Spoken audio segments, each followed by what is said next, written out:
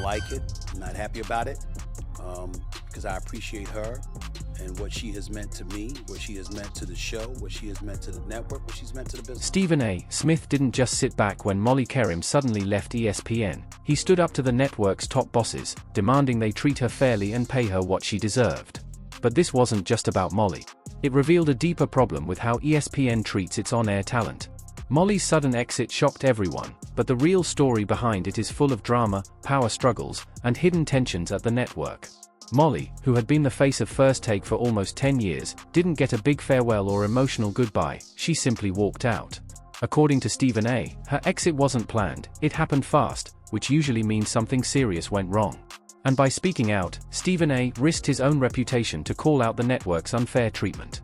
This isn't just about one host, it's about who really has power at ESPN. Last night, she abruptly resigned as the host of the show. And to say that I'm quite sad about it is an understatement. Molly is a friend. Molly is a co-worker. Molly is somebody that I have leaned on many occasions in the past, as she has done when it comes to me. We've been partners on the show for the last 10 years. And a lot of times, some of these things happen and it's just uncomfortable. Now here's where things get even more surprising.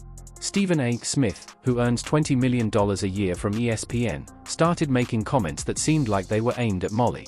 He kept saying, "I'm not talking about Molly," but then he'd launch into speeches about knowing your worth, having leverage, and being valued, the same things Molly was reportedly fighting with ESPN about.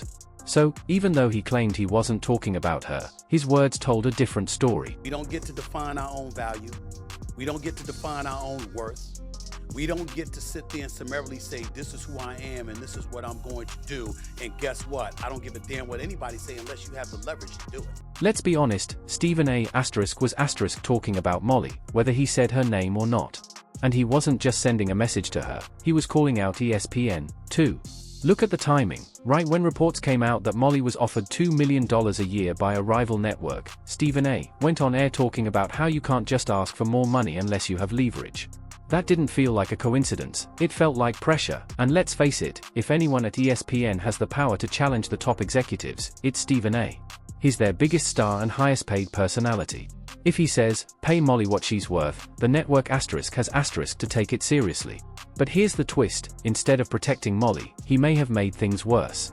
By public details, quite frankly, are none of y'all business, but it's not as if I know all the details. It was a contract negotiation that was going on.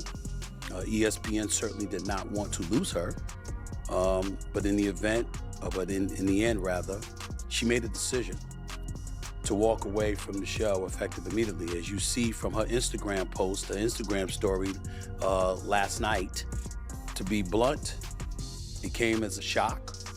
I was not aware that this is something that she was contemplating doing, but in the end, she made her decision, and we have to move on. That statement blew up online, and for good reason. If Molly's exit was just about contract negotiations, why would she quit so suddenly? Why not finish the season or have a proper goodbye on air? That didn't add up, and soon, analysts across YouTube started putting the pieces together. On one side, ESPN Execs reportedly lowballed her, offering way less than she believed she was worth. On the other side, Stephen A. Smith, the same guy who once proudly claimed he fought for others in contract talks, was now saying things like, "We all answer to somebody." So, people started asking, was he really standing up for Molly, or was he backing ESPN? Insiders say there was tension between Stephen A. and Molly over money, power, and who really had influence. And things may have reached a breaking point when ESPN allegedly gave Molly a contract offer many saw as disrespectful. When you pay Stephen A. Smith $20 million, that means, okay, well, whoever his co-host is, they're going to want an exorbitant amount of money. And so she may have been making $2.5, $3 million as the host. Well, when Stephen A. is sitting there making 20, well, maybe now she wants to make 10. One commentator said it straight, Stephen A. Smith is the elephant in the room.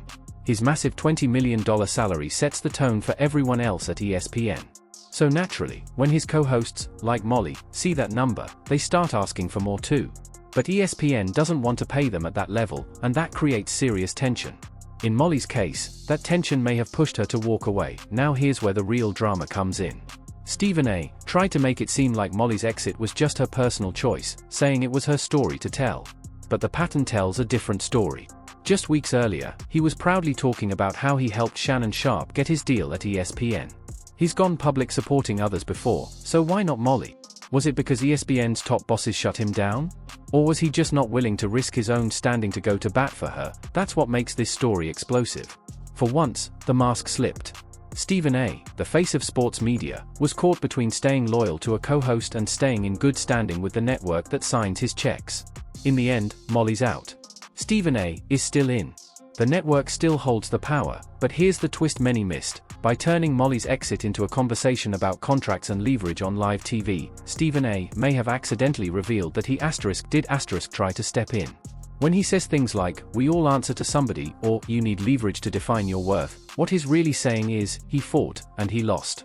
That asterisk is the part ESPN hoped would stay behind closed doors if Stephen A. Smith, ESPN's $20 million star, couldn't secure fair pay for Molly Qerim. What does that really say about ESPN's priorities?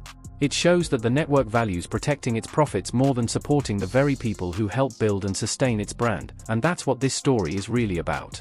In this video, we're unpacking everything, from Stephen A.'s strange, carefully worded comments, to Molly's rumored offers from rival networks, to the behind-the-scenes whispers of betrayal.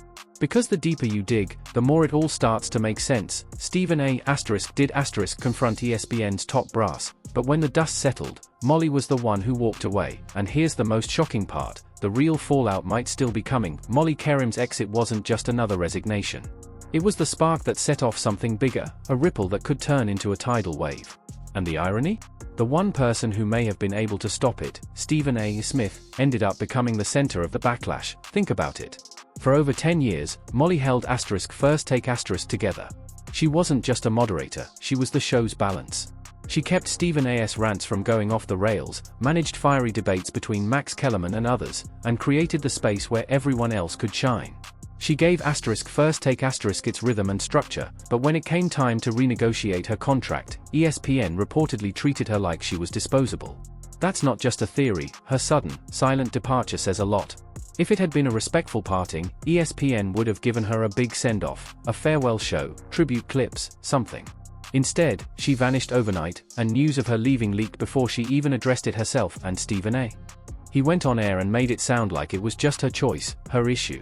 No defense. No public support like he's shown for others. In the end, it looked like he chose to protect the system that made him rich, instead of standing firmly beside the person who helped make that system work. Have negotiations and you're talking with people and you're going back and forth and you're hearing things that you may not want to hear or feeling things you may not want to feel, even though you're valued, even though people acknowledge those kind of things. We live in a world where we have to grow. That wasn't just commentary, it was a lecture, and fans heard it loud and clear. Stephen A. Smith wasn't defending Molly, he was defending ESPN. Let's break it down. Stephen A. built his entire brand on being brutally honest. He calls out athletes, coaches, even executives, and no one is off limits. But when it came to Molly, everything changed. He avoided names, used vague phrases like, "We all answer to somebody," and danced around the issue. Why? Because behind the scenes, Stephen A. had already gone to the top, to ESPN's decision-makers like Bob Iger, Jimmy Pitaro, and the other suits upstairs, reportedly trying to use his influence to get Molly a better deal after they lowballed her. But they weren't budging. To them, Stephen A. was the star, the $20 million man they'd already invested in, and Molly was secondary. She wasn't the ratings draw, she wasn't the headline, she was just the moderator. In corporate terms, that meant expendable. So Stephen A. found himself at a crossroads: keep pushing for Molly and risk his own standing, or protect what he had and stay in line. Molly is a friend. Molly is a co-worker. Molly is somebody that I have leaned on many occasions in the past, as she has done when it comes to me. We've been partners on the show for the last 10 years. And a lot of times, some of these things happen, and it's just uncomfortable. If Molly was really that important to Stephen A., then why didn't he use his $20 million influence to help secure her future at ESPN? Fans weren't the only ones asking. Podcasts and YouTube shows lit up with criticism, accusing Stephen A. of putting his own brand above his longtime co-host. One commentator said it best: "Don't get clicks at the cost of the person who built your empire with you." And yet, Stephen A. doubled down. He kept saying, "It's not my story to tell," while still saying just enough to spark controversy. That's classic Stephen A. Protect himself while letting the drama drive headlines. But here's what many missed: for Molly, it wasn't just about money. It was about respect star. Sources close to her said the contract talks with ESPN felt insulting, with reports that she was lowballed, especially when others like Malika Andrews and Mina Kimes were securing big money deals. Just imagine how that felt. Molly had spent nearly a decade helping turn First Take into one of ESPN's biggest shows. She was there through Max Kellerman's departure, through viral debates, through internal shakeups and changes. She was a constant, the one who kept the show grounded. And when it was finally her turn to renegotiate, ESPN treated her like she didn't matter. That's not just poor business, it's a slap in the face. And then came the twist: rival networks didn't hesitate. As soon as news of her departure hit, offers reportedly came flying in: multi-year, multi-million-dollar deals from Fox, Amazon, and even quiet whispers about Netflix entering the sports space. Molly walked away from ESPN, but she didn't walk away empty-handed, and that speaks volumes about who really saw her value. Everyone saw Molly's value, except the very network she dedicated nearly 2 decades of her life to. That's why her exit wasn't gradual or carefully planned, it was immediate. She didn't just walk away, she sprinted. Because staying would have meant accepting less money, less respect, and constantly playing second fiddle to a co-host earning 10 times her salary. Now, this is where Stephen A.'s role becomes critical. Insiders believe he did advocate for Molly, at least to a point. He may have gone to ESPN's top executives, reminded them how valuable she was, maybe even warned them how bad it would look to let her go. But when they said no, he didn't push further. He folded. And that's the difference between Stephen A. and someone like Charles Barkley, who has openly taken pay cuts to keep his inside the NBA team intact. Barkley gets it, the chemistry is the product.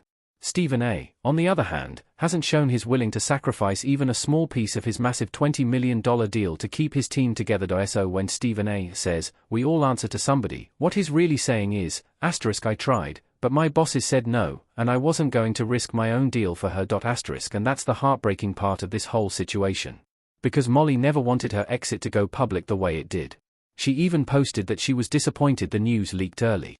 And yet, it was Stephen A. who told millions of viewers she had resigned.